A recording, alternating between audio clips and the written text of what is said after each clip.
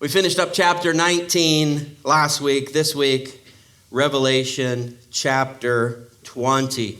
After the 7-year tribulation, after the second coming of Christ, after Christ's victory at the Battle of Armageddon, immediately the next thing on the prophetic time calendar is the millennial kingdom of Christ. The term millennial kingdom, you won't find that in the Bible.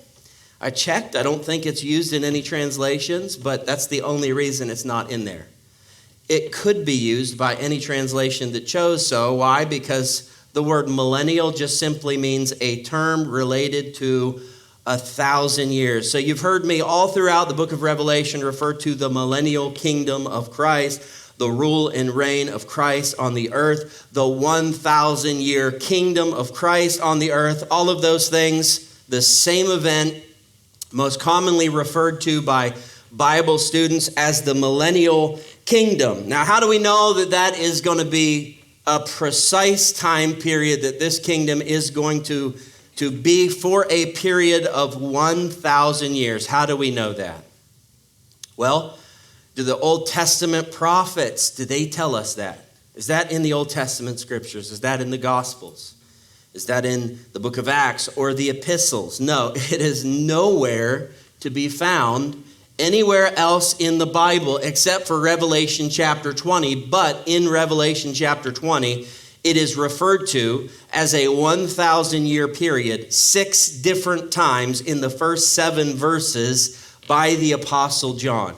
Now, let me just explain a little bit about that. The Old Testament prophets were blessed by God to be given all sorts of information about the millennial kingdom. I mean, it is a prevalent emphasis all throughout the Bible.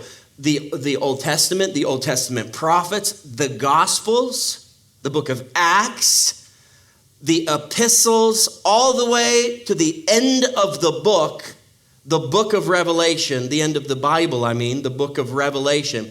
It is a prevalent emphasis of scriptural doctrine, and God showed especially those Old Testament saints so much revelation about this kingdom. The one thing that God did not show to the Old Testament prophets or the New Testament prophets, except for John, was the time period that this kingdom would persist of or consist of. So when we get to the book of Revelation and we hear John speak about the millennial kingdom here in these 6 verses, we have to understand something. John is putting the end piece, the icing on the cake, the very last bit of information about this kingdom that no Old Testament prophet knew, no New Testament saint. God waited until the very end and he revealed this to the Apostle John that this kingdom would be for 1,000 years. All that the Old Testament prophets knew was that the time would come when Messiah would reign. And once he began to reign, his reign, his rule would never end. And so you'll see that reflected in the Old Testament scriptures. And that is true. The millennial kingdom, the 1,000-year reign of Christ on the earth, that is only the beginning. When he takes over at the end of the tribulation, he begins rule with that 1,000-year kingdom, but then he rules forever and ever. Listen to how the Old Testament prophets worded this. Isaiah chapter 9, verse 7, popular verse. Of the increase of his government and peace, there will be no end. Upon the throne of David and over his kingdom, to order it and establish it with judgment and justice from that time forward, even forever. Daniel chapter 4, verse 34. His dominion is an everlasting dominion, and his kingdom is from generation to generation. So, folks, as we come to Revelation chapter 20, and we get all excited to study about the millennial kingdom, and then we look at the chapter and realize that John only takes 6 verses to cover it, we might feel a little bit underwhelmed, especially when you consider what we've been reading. I mean, John, at the inspiration of God through the revelation of Christ, gave us 14 chapters to detail out for us the 7-year tribulation period. 14 chapters to cover 7 years. Then the tribulation ends. We get to the millennial kingdom, and John gives us 6 verses to cover 1,000 years. I go, wait a minute. That doesn't add up. Why doesn't that add up? Because John is only giving us the final piece of information that we did not have in the rest of the Bible. What does it tell you? It tells you that if you really want to know what the millennial kingdom of Christ is going to look like, you're going to have to what? You're going to have to study the rest of the Bible.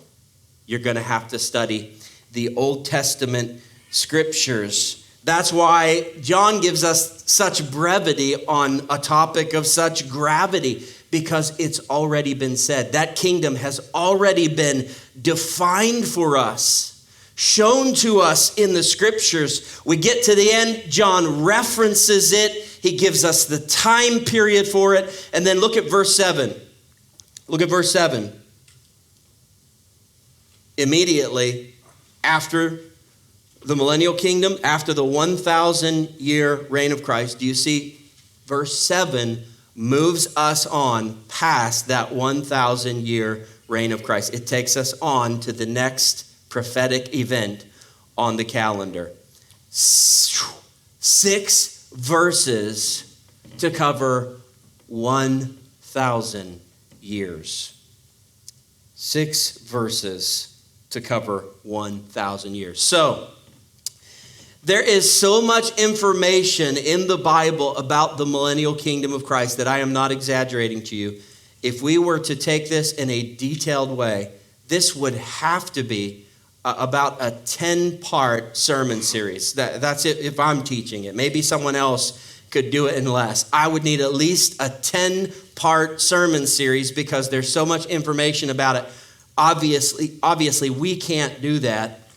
We can't take that much time with this topic. So what we're going to do is we're going to use the scriptures that John gave us here in these first 6 verses, and we're going to use that as our jumping off point. And what we're going to do is take our cues from that text, and as necessary, we are going to dive into the Old Testament prophets and what they had to say about the millennial kingdom. All right? So I'm going to be giving you the highlights for this, and I've got really bad news for you. I'm going to give you the highlights in this message, and we may talk about it a little bit next week as well. But if you want to know all there is to know about the millennial kingdom, the 1,000-year rule and reign of Christ, I'm sorry to tell you, you're going to have to show up for the rest of our Bible studies, chapter by chapter, verse by verse, through the whole Bible. What we're doing, this is a long-term commitment. We want to learn the Bible. We want to learn it so bad that we are going through it bit by bit and piece by piece. And it's moments like this that break my heart because I want you to know everything there is about his coming kingdom. And I've got a half hour left to do it. All right? So I'll give you those highlights as we go, but we need to do just that. We need to go. We need to get moving and reading the verses because the food is starting to smell good. Verse 1. Then I saw an angel coming down from heaven, having the key to the bottomless pit and a great chain in his hand. Verse 2. He laid hold of the dragon, that serpent of old, who is the devil and Satan. No way to mistake who he's talking about here. He gives you many of the titles for Satan. And he bound him for 1,000 years, verse 3, and he cast him into the bottomless pit. Chapter 20, verse 1 begins with an unnamed, untitled angel. He is not called an archangel. He is not called a cherub or a seraph, one of those fancier classifications of angels that we don't know too much about. He's not even referred to as a mighty angel like the one that we read about in Revelation chapter 18. He's just an angel, unnamed, anonymous, untitled. He's just a holy angel.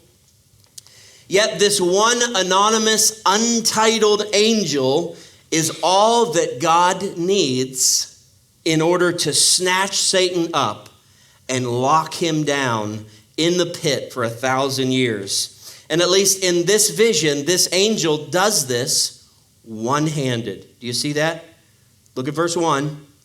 He has a chain in one hand, and with the other hand, he grabs hold, seizes in the ESV, seizes hold of the dragon, the serpent, Satan. So it's a one-handed snatch. He grabs the devil with one hand, and with the other hand, he chains him up. He locks him up. And I don't know why, but that is just so satisfying to read. It just really is. I just picture him grabbing him by the nape of the neck. Is that healthy? I don't know. I think it is. This screams the truth to us once and for all that Satan, contrary to popular belief, is not God's opposite equal. He is not. And now, he is opposite to God in some things, but not all things. But here's what he never is: equal to God in anything. He is not God's opposite equal. You maybe as a Christian, you grew up with the wrong idea about the power of Satan. Maybe you kind of picture in your mind that life is a battle between God and Satan, and sometimes Satan wins, and sometimes God nudges him out and wins the battle, but it's neck and neck. It's a heated fight. It's a heated race, and you never really know who's going to win. If you have that impression of the battle between God and Satan, you need to lose it really quickly. That is very unbiblical and unhealthy for you. It will give you the wrong idea in your prayers. You'll be praying to the wrong kind of God. You'll be limiting his strength in your own opinion. No, this is not an equal opposite situation. If you're looking for an equal opposite to Satan, what you have to do is you have to look back to the origins of Satan. He was a created being. And the book of Ezekiel tells us that he was created as a cherub. That is basically all we know about the cherubs, or the cherubim, plural, is that they have 4 wings. The seraphim have 6 wings. Cherubim have 4 wings. God created Satan as a cherub, and cherubs are not known, at least biblically, from what we have on record, for their power. They are known for their beauty and their glory.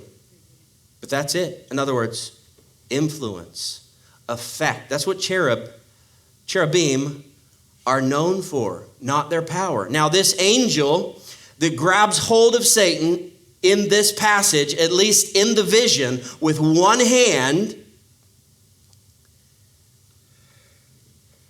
he has no problem subduing Satan, just himself, just this angel. God's power doesn't even need to be enlisted to do this. He gives the word, he gives the order, the authority, and that one angel is able to do it. Satan is no match for the power of that one angel, let alone the 3/4 of the holy angels that stayed true to the Lord and remained with him in heaven as his servants, let alone Satan as compared to God, or Satan versus God. I'm telling you, this isn't a fair fight. If God had to get involved in this, it would be overkill. I'll remind you of what we covered in the Gospel of Luke just a few months ago when we were studying through the Gospel of Luke. Okay, it was over a year ago. With the finger of God, Jesus cast out unclean spirits. Pluck, flick. With the flick of God's finger, Satan was cast out of heaven. Not a fair fight. God doesn't even need to get involved in order to pull this over. Satan was created as a cherub. Sin was found in his heart. Apparently, he bought a motorcycle and he became a hell's angel. What he is, I don't know about the motorcycle, probably, but what he is truly a fallen angelic being, equal to some of, apparently, definitely not all of, but equal to some of the angels in heaven. The holy angel that was given this key over the bottomless pit is given the authority to do this. This takes us back to Revelation chapter 9 for the 5th trumpet judgment. Hopefully you remember that study. In that study, Christ had the key to the bottomless pit. Does that ring a bell? And who did he give it to in that 5th trumpet judgment? Unexpectedly, he gave it to Satan. He gave Satan the key to the bottomless pit. What do you suppose Satan did with it? Immediately, he opened up the bottomless pit and let everything in there out. And those unclean spirits poured out all over the earth and wreaked all sorts of havoc and destruction during the tribulation. Now, we don't know for sure everything that took place there, but it becomes obvious by the text we're reading in Revelation chapter 20 that at some point, Christ revoked that privilege and took that key back from Satan. It was a temporary give. So in Revelation 20, God has that key. Christ has that key. It is given to this angel, and this angel then, because of that key, he can do this. This is symbolic. This is metaphoric. No, I do not believe that the pit, the bottomless pit, like literally has a big door on it, and there's one key that opens it. I mean, everyone makes duplicates. That just doesn't even make sense. I obviously don't believe that. It's very apparent that what we're dealing with here is a symbolic picture, because a key is what?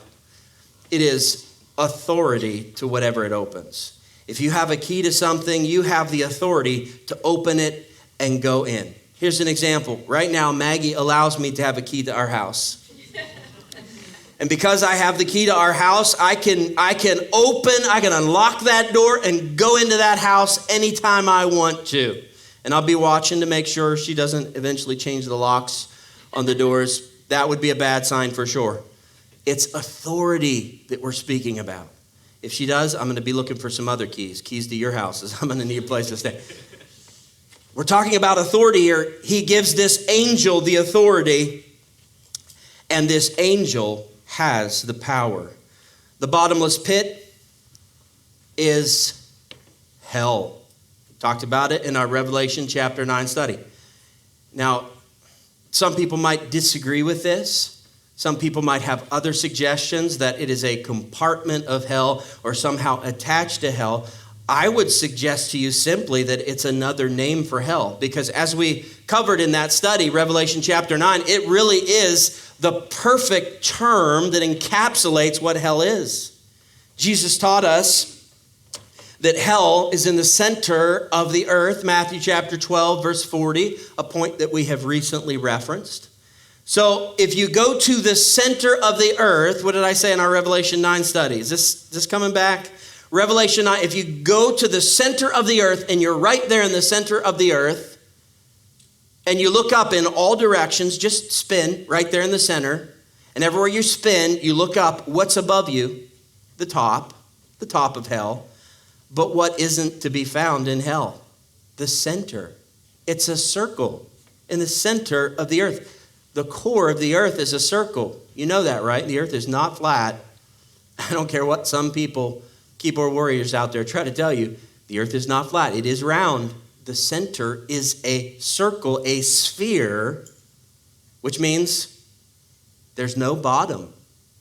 You can fall down, and eventually you're falling up from any direction, because hell has no bottom. Hell literally is abuso in the Greek, the abyss, the bottomless pit.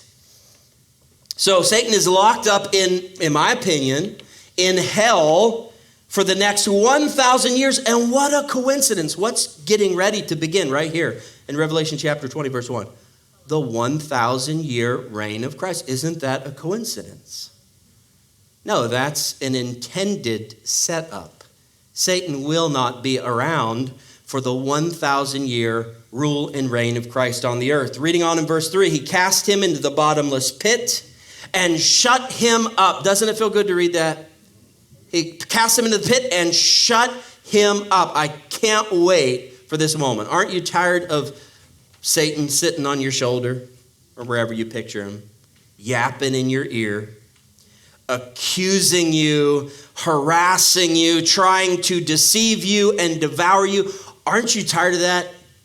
I can't wait until the day when the Lord shuts him up in every sense of the word. He's going to shut him up in the pit. That's going to shut him up verbally. No more can he, as the scriptures will tell us, deceive the nations till the 1,000 years were finished, because this angel sets a seal on him. Verse 3.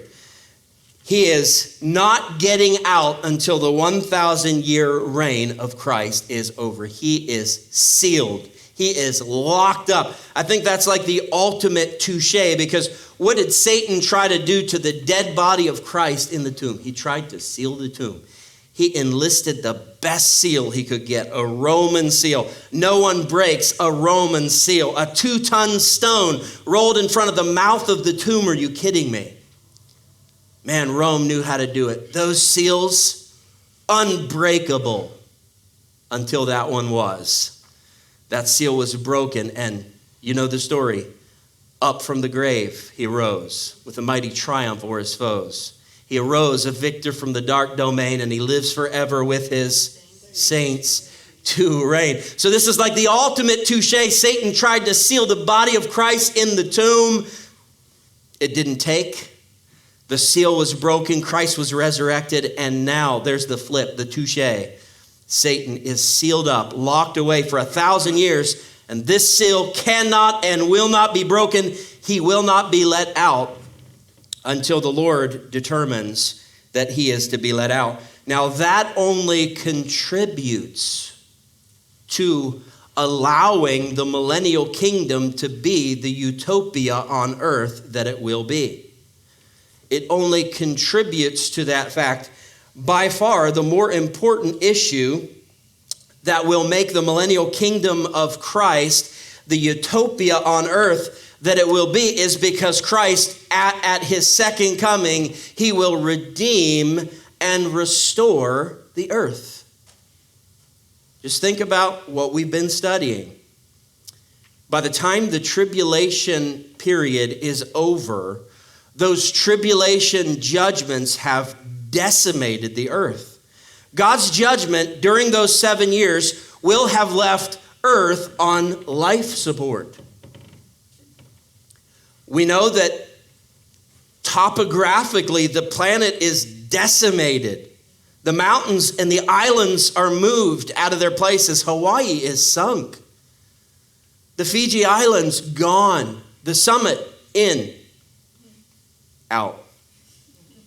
No longer there. Topographically, earth is decimated. We know that the sun at this point is burnt out, but before it burns out, it goes supernova and scorches the earth. It scorches the crops. The waters in the sea and on the land are turned to blood. All of the seafood on the planet is gone. This earth is hanging by a thread when Christ returns. And when he returns, he doesn't just come to rule as is. No, he speaks the word. I don't know what he does. He does something.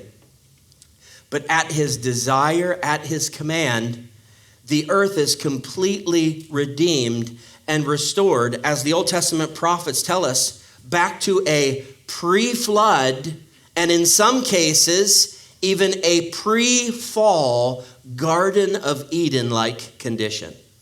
Let me read to you some of the different areas of earthly life that the Lord redeems and restores right at this moment of his takeover of planet Earth. First of all, climate and nature is restored instantly. It won't take a Green New Deal. It won't take an abandoning of fossil fuels. It won't even take speeches from Al Gore about climate change hysteria. The Lord is simply going to speak the word, intend it to be so, and it is going to be so. The climate of this planet and all of nature is going to be healed in that moment. Isaiah chapter 55, verses 12 through 13. The mountains and the hills shall break forth into singing before you, and all the trees of the field shall clap their hands. 13. Instead of the thorn shall come up the cypress tree, and instead of the briar shall come up the myrtle tree. No more weeds in our gardens. No more thorns. That stuff, that was all a result of the fall. We returned to a pre-fall condition as far as the climate is concerned. Secondly, animal life is redeemed and restored. The animosity that currently exists in the animal will turn suddenly to animal life being cute and cuddly. This is Isaiah chapter 11, verses 6 through 9. The wolf also shall dwell with the lamb. The leopard shall lie down with the young goat. The calf and the young lion and the fatling together, and a little child shall lead them. Picture those conversations. Honey, where were you today? I was playing with the wolves and the leopards and the lions. Oh, okay, good, sweetheart. Just so you weren't doing anything unsafe. That's good, perfect, no problem. I mean, we're talking radical shifts in the way that we think of life on this earth.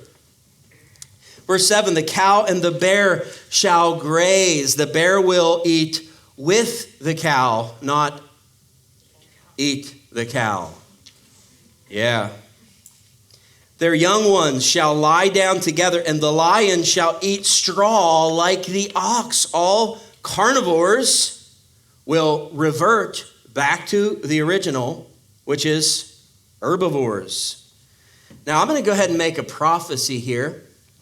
I want you to be watching for it in the millennial kingdom. Here's my prophecy. I predict that in the millennial kingdom, there's going to be a cartoon makeover of Wile E. Coyote and Roadrunner, and they're going to be best of buddies. I don't know how entertaining it's going to be because they won't be fighting and the coyote won't be trying to kill the Roadrunner, but that's going to fit the times. Perfect peace within the animal kingdom. Thirdly, mankind is, according to the prophets, going to be restored physically. Isaiah chapter 65, verse 20. No more shall an infant from there live but a few days, nor an old man who has not fulfilled his days. For the child shall die 100 years old. Do you understand what that's saying? If someone dies at 100 years old during the millennial kingdom, they're like a child. Again, do you remember how long mankind used to live before the flood? When this planet was encompassed with a water canopy, and it created a greenhouse effect on the planet, and the planet was truly tropical. It was a perfect environment. There wasn't anything negative in the environment to affect the health of the body negatively. As a result, people lived to be what? 600, 700, 800, 900 years old. Methuselah has the record. 969 years old, Genesis chapter 5, verse 27. Well, when Earth's climate is redeemed and restored and returned to this Edenic-like condition during the time of the millennial kingdom, that is once again going to be the life expectancy of the human being. We're talking 1,000 years, a normal thing. Someone, like I said before, is probably going to beat Methuselah's record. Yes, 970 years old. I'm winning.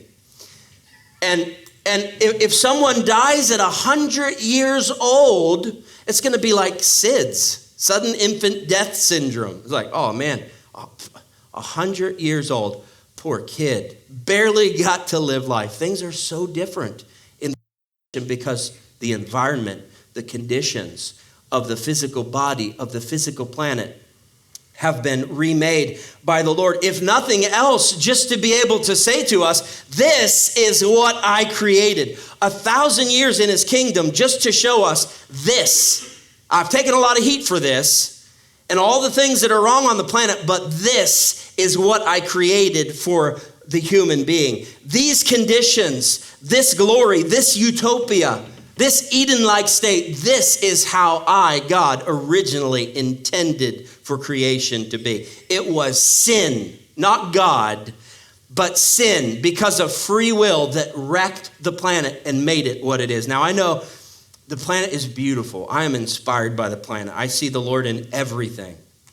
If I need serenity in my heart, if I'm troubled, all I need to do is get myself outside and sit in nature and watch the trees. Watch them clap their hands. Watch the leaves flip. All I have to do is look at nature. I see God. There's all sorts of ways and places on this planet where I can find peace and serenity because of the environment that I'm in, because of the sights that I'm beholding, the beauty of God's creation. It's wonderful. It's beautiful. But you need to know that is a wrecked version. That is a scandalous, wrecked version of what God created for us. And he's going to show us in the kingdom age what he originally made for us, what we lost out on because of those bums, Adam and Eve, back in the garden that bombed out and sinned against the Lord and threw this entire planet into the curse of sin. But one day the Lord is going to lift that curse. Fourthly, mankind will be restored mentally, emotionally, solically, and spiritually. Micah chapter 4, verses 3 through 5. They shall beat their swords into plowshares, turning their weapons into gardening tools, and their spears into pruning hooks. Nation shall not lift up sword against nation, neither shall they learn war anymore. In other words, that's perfect peace. Verse 4 says, but everyone shall sit under his vine and under his fig tree. That's perfect prosperity. Perfect peace and perfect prosperity during the kingdom age. And the scripture goes on to say, and no one shall make them, the human being, no one shall make them afraid, for the mouth of the Lord of hosts has spoken. That's what he set up, and that is going to be the way it's going to be. He commanded it, it will be. So now, this is sad to me, but the Defense Department, the Department of Defense for this country, they have this verse, Micah chapter 4, verse 3, posted in the lobbyway, the entranceway to the Department of Defense. This verse that says, they shall beat their swords into plowshares and their spears into pruning hooks. Nation shall not lift up sword against nation, neither shall they learn war anymore. It is a beautiful statement. That statement is basically saying we, the Department of Defense for the United States of America, we exist because there are warlike people in the world. Now, you can make the debate whether they're the warlike people or whether what they're saying is really true, but that's their statement. There are warlike people in the world, and we exist because we want peace, but we're looking forward to the day when this prophecy comes to pass and there's perfect peace and perfect prosperity. There's no more war, and the weapons of war are taken, not by the government, but taken by the individual and turned into tools to garden with. But I got news for him. It's not going to happen on this side of the tribulation period. It's not going to happen under earthly rulers. It never could. Under earthly rulers, we're always going to have war, always. Because of, as James tells us, lust. That's why we war, because we lust and we don't have. We want it, so we go get it, whatever it is. Oil, go to war. More land, go to war. But that day is coming when there is a change in leadership and the Lord rules the kingdom. That is when that prophecy will be fulfilled, and it will. basically, as you're reading the Old Testament scriptures, here's your guide. As you're reading the Old Testament prophecies, when you come to passages like this that sound too good to be true, that sound like there's no way that could happen with the leadership of man on this earth, then you can pretty much guess 9 times out of 10, maybe 10 times out of 10, that's a prophecy for the millennial kingdom, the perfect rule and reign of Christ. Reading on in verse 3, back to Revelation chapter 20. But after these things, he, Satan, must be released for a little while. I could have done without this part. I was really excited about the last part. Grabbed by the nape of the neck, locked up, sealed in. Not all that excited about this part, but it's a necessary part of the future plan of God for prophecy.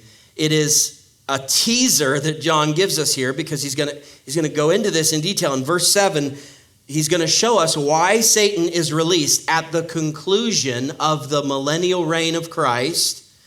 But that is after the millennial kingdom, and we're studying the millennial kingdom, so we'll save that, verse 7, for next week. Set that teaser aside. Verse 4, and I saw thrones. Note takers, underline that word, thrones. It is a plural word. I saw thrones, and they, underline that word, they sat on them, and judgment was committed to them. Underline that word too. All right, back to the word thrones. It is a plural word. It is not just the throne of Christ. Now, we know from a host of Bible passages, Old Testament and New, that Christ will have a throne in Jerusalem on the earth during this 1,000-year kingdom. That is where he will rule from, Jerusalem. It will not be Uniontown. Guarantee you that. It will not be Fayette County, not even Pittsburgh.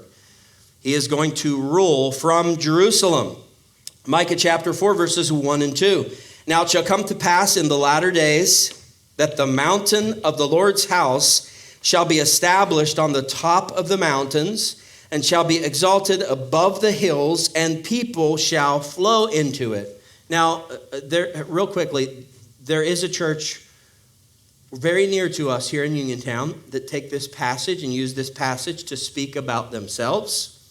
And they believe this passage is saying that all the world will come into their church and be a part of their church. And they take this verse out of context. It becomes a pretext for their already foredecided agenda and belief. But that is an erroneous viewpoint. This passage, Micah chapter 4, verse 1, is speaking about the millennial kingdom. Verse 2 of Micah chapter 4, many nations shall come and say, come and let us go up to the mountain of the Lord, to the house of the God of Jacob. He will teach us his ways, and we shall walk in his paths. For out of Zion, that's an ancient name for Jerusalem, out of Zion the law shall go forth, and the word of the Lord from Jerusalem. I think it's at that point all Bible teachers are retired. The Lord teaches us from Zion, from Jerusalem. He gives us the law and the word. Jeremiah chapter 3, verse 17. At that time, Jerusalem shall be called the throne of the Lord, and all nations shall be gathered to it, to the name of the Lord, to Jerusalem. No more shall they follow the dictates of their evil hearts. Boy, that's a great, strong finish to that verse, isn't it? No more are people going to follow the evil desires and dictates of their heart. The world is going to follow the King. But again, in Revelation chapter 20, verse 4, we're reading about not just the throne. We understand that part of it. But in verse 4, in chapter 20, we are reading about thrones, plural. So who are the they, them that are seated on the thrones, plural? No, that is not the Lord's choice of preferred pronouns. He is very much a he, him kind of God. It's not talking about the Lord. We have a plural word here. Why is that? It's because Christ is going to rule from his throne in Jerusalem, but all of the promises of Scripture so directed teach us that the believer in Christ, the saint, the child of God, will rule on thrones on the earth with him during his kingdom. Do you remember when we were studying in the Gospel of Luke, we took the parables of the 10 minas. Do you remember that? The 10 minas. The master came and he gave out 10 minas to all his servants. And to the first guy, the first servant, he came back and he had invested those 10 minas and he had gained or earned in exchange 10 more minas. And the Lord said, the master, I gave away the punchline, it's the Lord, but this is a parable. And in the parable, the master says to that servant, "Well done, good servant, because you were faithful in a very little, have authority over 10 cities." That's Luke chapter 19, verse 17. Now the servant that he gave 5 minas, the next servant invested his 10 minas, and he earned, in exchange, 5 minas, 50% profit. And the Lord said the same thing. "Well done, good servant. Authority will be given to you over 5 cities." That's Luke chapter 19, verse 19. So what we learn from that parable is that positions of rule within his future kingdom are determined by work for Christ that is done now here in this earth. If you don't work, let me put it to you like this. If you don't do for him now, you won't do for him in that capacity later. Now, that's not to say that if you're not doing good Christian works, that you can't be saved or that you don't get heaven or that you aren't let into the millennial kingdom. None of those things are true. We are not saved by our works, but we are rewarded and positioned in the kingdom according to our works. So if you're working for Christ now, you'll be working for him in some capacity during the age. It is with that thought in mind that the Apostle Paul condemned the church at Corinth for the practice of believers taking other believers before secular courts of law for judicial decisions. Paul said that should never happen. This is 1 Corinthians chapter 6, verses 1 through 3. Paul said, "Dare any of you, Christians, having a matter against another Christian, go to law before the unrighteous and not before the saints? Do you not know that the saints will judge the world?" That word doesn't just mean court decisions, it means rule too. It's actually from the Old Testament word Elohim. "And if the world will be judged by you," that is during the millennial kingdom, "are you unworthy to judge the smallest matters in this life now?" He says in verse 3, "Do you not know that we shall judge angels?" We assume that means fallen angels. "How much more things that pertain to this life?" Now, that is not speaking about believers taking unbelievers to court. We know that, unfortunately, that has to happen because if you have a legal issue with someone that is not a believer, an ungodly person, I mean, you can try this. You can say, "Come to Anchor Fellowship this week. We'll take this to the pastor or to the board of elders, and we'll let them decide." You could try that. My guess would be that the ungodly person, the unbeliever, is not going to give a hoot about what your pastor thinks or what the board of elders thinks. So, unfortunately, for legal issues with the unbeliever, we do have to take them to a secular court and pray and hope for justice, which is tough to come by on this planet under the rule of men. But for the Christian, Paul says, guys, don't you get it? The Lord is setting you up for positions of authority in the kingdom. You'll be ruling over cities, or maybe if you didn't work that hard, sections of cities. You're going to be loaded with kingdom responsibility during the kingdom age. You're going to be directing the world in their following and serving of the Lord Christ. And if you can't make those decisions now about little life things, Like, no, they hit the back of me. No, you stopped. And so it was your fault that I hit you. If you can't make judicial matters righteously in little earth matters, how are you going to rule the world with Christ one day? How are you going to judge angels one day? Paul's saying you need to know who you are. You need to know where you're heading. The truth is, you got a better shot. Paul goes on to say in verse 4, you ought to just take that matter to the least in the church. The person of least repute in the church, let them decide. And because they're a Christian, because they're a believer, you got a better chance that righteousness and good judgment will be exercised than you do if you go to the secular, ungodly, unworldly court of law. That's what Paul says. So we were meant to rule with him one day, and we will rule with him one day. The saints will judge and rule the world with Christ. Don't worry, we're going to be way more smarter than we are right now. Way more smarter. If you don't like my decisions now, don't worry. First of all, pray that the Lord doesn't put me in leadership in the kingdom to come. But secondly, know this, the day is coming when we're putting off the mortality and taking on immortality, losing the corruption, taking on incorruption. We will see him and know even as we are known. Things are going to change. We're going to be wiser. We're going to make better decisions. Our rule with Christ is going to be perfect because he'll see to it. Luke chapter 12, verse 32. These are the words of Jesus. Here's what Jesus said.